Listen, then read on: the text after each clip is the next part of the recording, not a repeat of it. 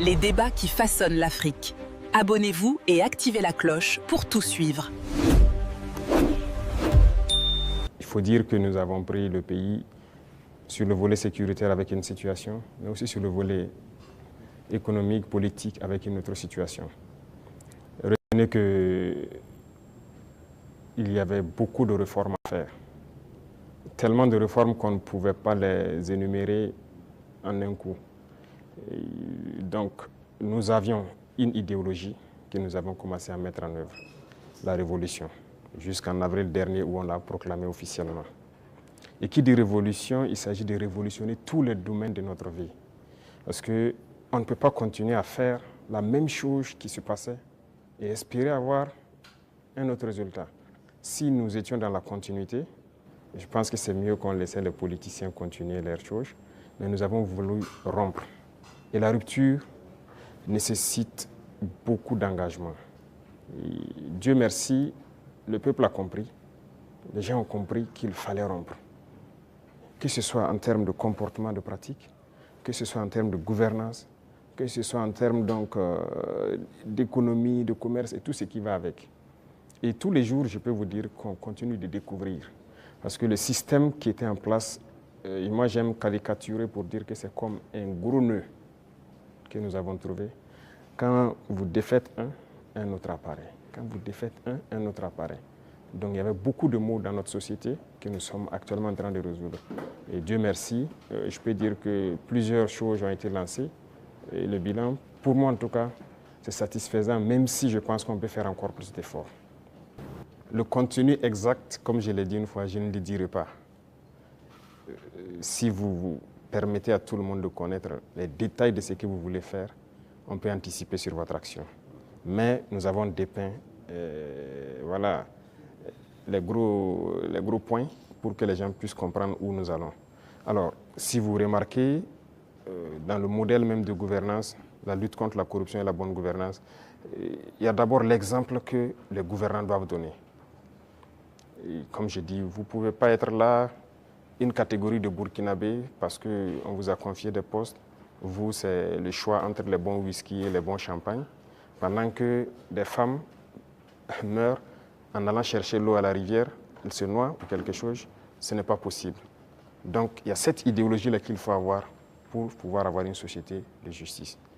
Tout le monde doit pouvoir avoir accès, par exemple, à l'eau potable. Vous ne pouvez pas, vous, manger comme vous voulez, faire le choix des repas et jeter ce que vous voulez à la poubelle, pendant que d'autres ne peuvent pas avoir un seul repas. C'est ce qui nous a amené à lancer des initiatives dans l'agriculture, par exemple, parce que notre population est en majorité agricole. Mais pendant longtemps, on se rend compte qu'ils sont délaissés. Ce n'est pas nos terres qui sont pauvres, ce n'est pas qu'ils n'ont pas la capacité de travailler. Mais il fallait les donner aussi ce souffle-là, ce qui nous a amené à créer des initiatives. Aujourd'hui, je pense que le plus important pour moi, lorsque vous rentrez dans les campagnes et que vous posez des questions aux cultivateurs, ils peuvent vous dire que franchement, voilà, ils se sentent bien maintenant. Ils cultivent, il a de quoi se nourrir et le surplus, il le revend généralement à la Sonagest qui paye, qui fait un stock de sécurité. Et lorsque dans certaines zones ou dans certaines périodes, il y a des soucis, ils le ressortent et le vendent à prix bien subventionné, accessible de tous. Donc ça, c'est très important.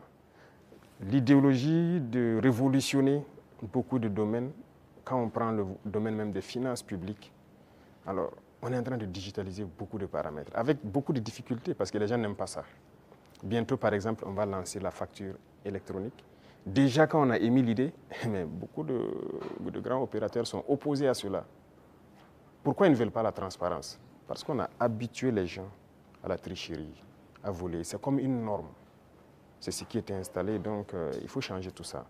Sur le plan des infrastructures et beaucoup de choses, le domaine des marchés publics et tout ce qui va, c'était d'ailleurs le domaine le plus corrompu. Voilà, vous êtes un entrepreneur, vous venez nous voir, on vous donne le marché, vous surfacturez, et après on se donne quelque chose à l'arrière. C'est ça la règle d'or. Et donc quand quelqu'un même vient avec cette idée, vous êtes exclu d'office. On ne vous permet pas. Et si on laissait continuer dans cela, je ne pense pas qu'on puisse s'en sortir. On ne pourrait pas payer des arbres parce que, comme je l'ai dit, si vous ne faites pas des économies d'échelle, vous ne pouvez pas vous équiper. Vous ne trouverez pas une seule banque dans le monde où vous partirez prendre un prêt pour payer des armes. Ça n'existe pas. c'est avec vos fonds propres que vous pouvez vous équiper. En tout cas, nous, on n'a pas eu cette occasion. Et si quelqu'un en connaît, peut-être qu'on est preneur. Et tout ce qu'on est en train d'acquérir, je vous ai dit une fois le montant, ce sont des milliards de dollars. Hein. Comment on fait? Où on a puisé l'argent?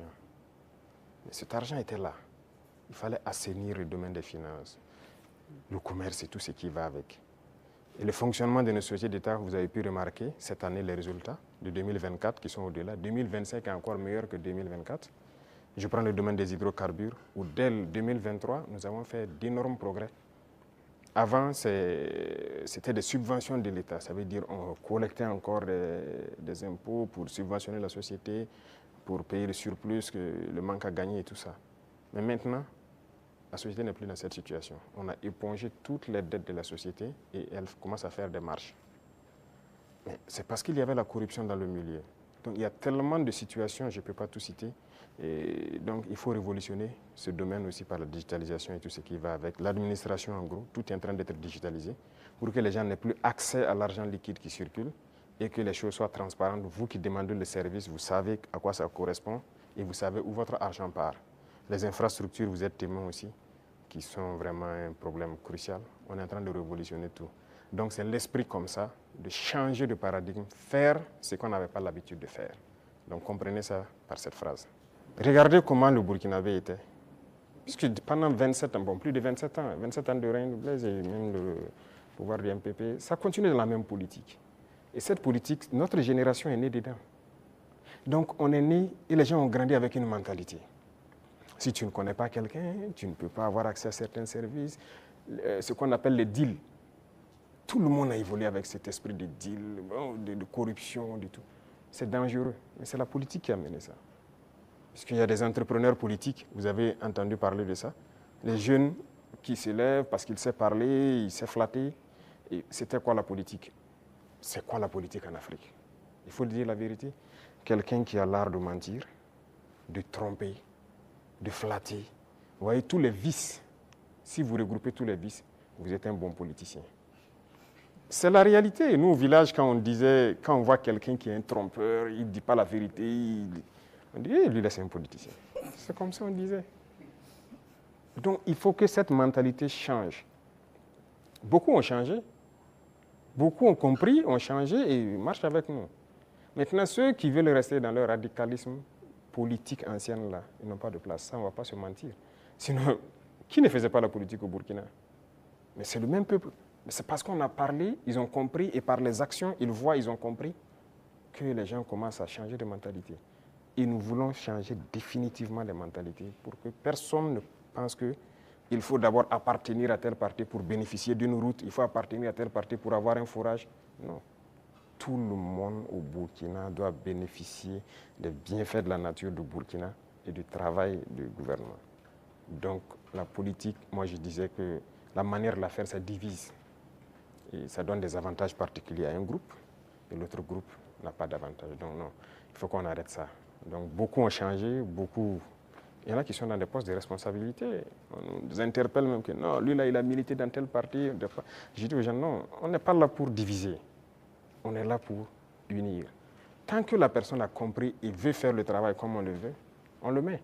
Comme il y en a aussi qu'on a responsabilisé à des postes, et 2 mois, 3 mois, vous avez vu qu'on les a cherchés. Parce que s'il vient et qu'il continue de vouloir faire la même chose qu'il faisait, on va te chercher et on va te punir.